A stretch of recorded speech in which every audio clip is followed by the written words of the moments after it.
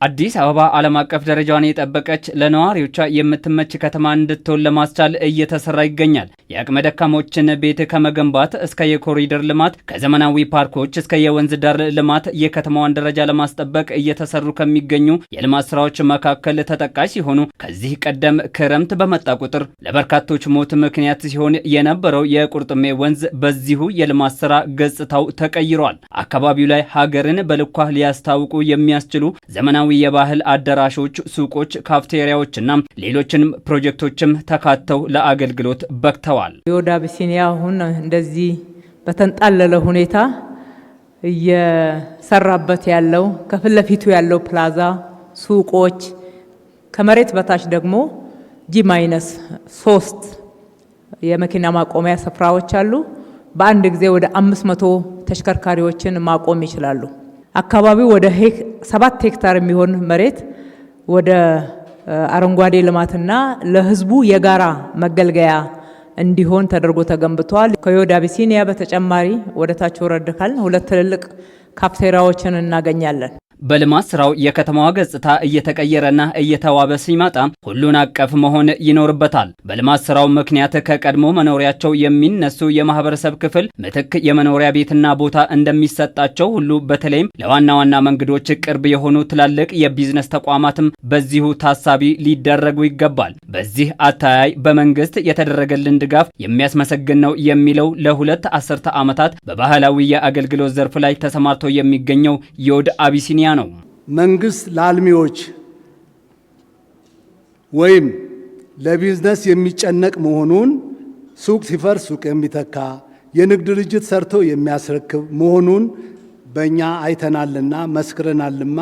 ይህ እጅግ ለሌላው ለቢዝነስ ተነሳሽነት ላለው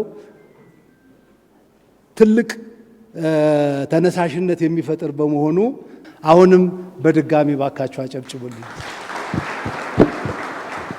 ሌሎች ኮሪደሮቻችን አካባቢም የልማት ተነሺ የሆኑ የከተማችን ነዋሪዎች ቢዝነሳቸው እንዳይቋረጥ እዚህ ስፍራ ላይ ደግሞ ቢሰሩ የሚመጥን አገልግሎት አላቸው።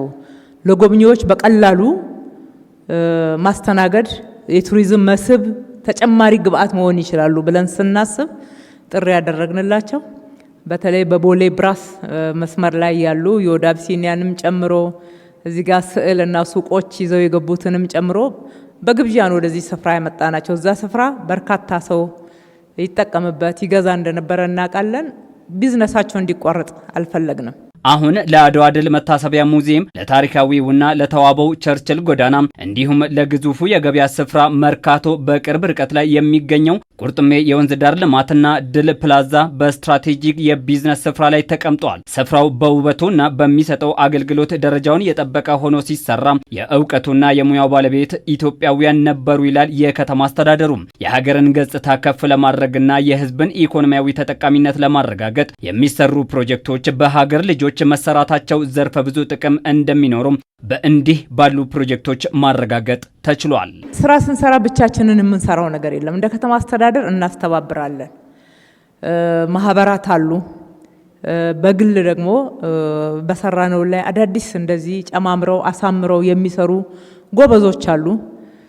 ይሄንንም ስፍራ እንዲህ ስናለማ በዋናነት ጀማሪ አርኪቴክቶችና ኢንጂነሮች ሲቪል ኢንጂነሮች ተደራጅተው የቅድም የምላችሁን 7 ሄክታር መሬት በሚገባው ውብ አድርገው አስጊጠው ሰርተውታል። የወንዝ ዳርቻውንም ጭምር ለአንድ ኮንትራክተር አልሰጠንም።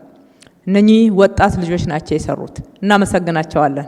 የከተማዋን የጥራት ደረጃ በሚገባው ልክ ስኬታማ ለማድረግ የሚሰሩ የልማት ስራዎች ተጠናክረው ይቀጥላሉ።